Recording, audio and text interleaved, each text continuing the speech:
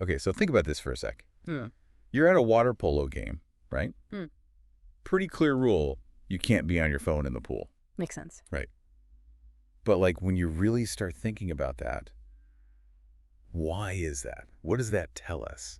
That can kind of lead you down this fascinating path about the role of technology in kids' lives these days. I like that. Yeah.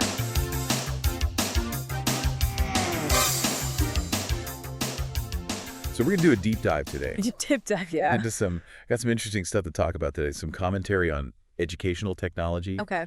We have a really, really impactful speech transcript, and we want to like cut through all the noise and like figure out what matters, for you to understand about this whole like digital world that we're living in more and more. And these are like hot button issues, right? Like everyone's talking about it. So yeah, it's good to like really dive into the details and try to figure this out. Totally. What's really cool is that we're going to start off Yeah. by looking at some insights from Coach Mark. Oh yeah, Coach Mark. Some of you might know him from his Heavy or Not podcast. Yeah. Of course, a fantastic podcast. I mean, it's a great podcast. And then also we've got a really compelling speech that we're going to be pulling from. And this speech really makes you consider the bigger picture. Yeah. Right. So we're starting off with this idea of no phones in the pool. Yeah. In the water polo pool, you'll see how this actually connects to a much broader and surprising issue around childhood development in like our digital age. Oh, wow. Okay. Right? Like it's not just about water polo. It's really about this increasing role of technology and the way it's affecting kids. That's really what we want to understand. What are like the deeper implications of all of this growing reliance on technology for kids who are growing up today? Oh, I love that. So first up is Coach Mark. And one thing that he brought up that I thought was really important is this idea of this thin line that needs to be traveled for AI and ed tech. Yeah. And he wasn't necessarily like focused on getting all the latest gadgets and giving those to kids. It was really about, teaching skills to the teachers, to the would-be coaches. Yeah, like empowering the adults that are actually like, guiding young people. Yeah, exactly. Because that's who they're looking to. They're not looking to the latest gadget. They're looking to people to help guide them. That's it. So if you can support those people, it's a much better use of resources. Right. So I thought that was really interesting. Like instead of focusing on the technology itself, he's focusing on like, okay, how can we best utilize that to empower the adults? Yeah. Who are in turn empowering the kids. Yeah. Which I thought was a really cool perspective.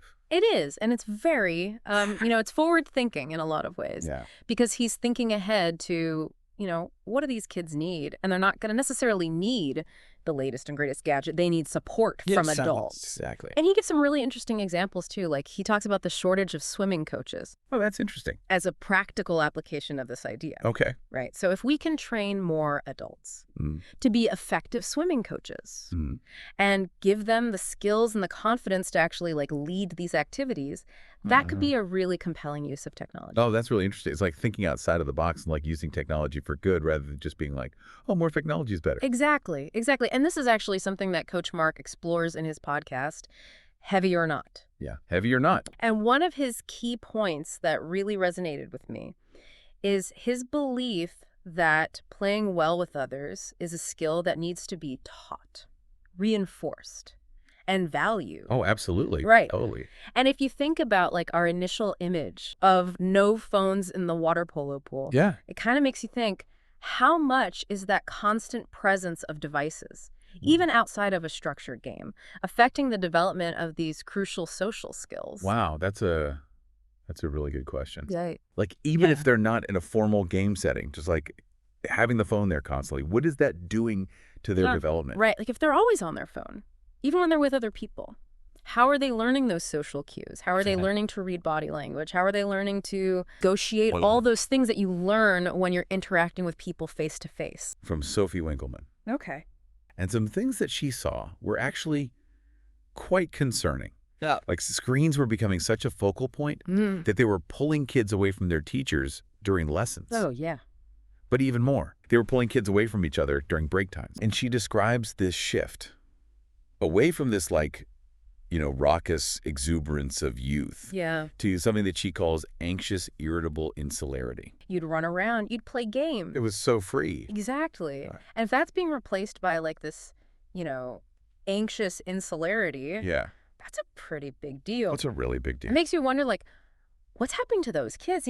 How are they learning to navigate social situations? Exactly. What are the long-term effects of that kind of isolation? Right. And if you're interested in exploring this topic further, Yeah. we'll have a link to Sophie Winkleman's full speech in the show notes. Okay. It's a really, really impactful speech. Thanks for listening, everybody. And thanks for joining us. Make a few clicks and subscribe to the podcast. Heavy or not, the OG Swim Guide is in production. The playbook for growing a swim program is simple. Capture some swimmers. They are your first customers, family and friends. Then you need leads, other swimmers. Word of mouth and conversations convert those leads into dues-paying customers. That's sales, and the early sparks are often through lessons. Turn those customers into positive reviews, and then reactivate those customers into repeat buyers. That's exactly what our LAP platform does. Lifestyle Aquatics Programming.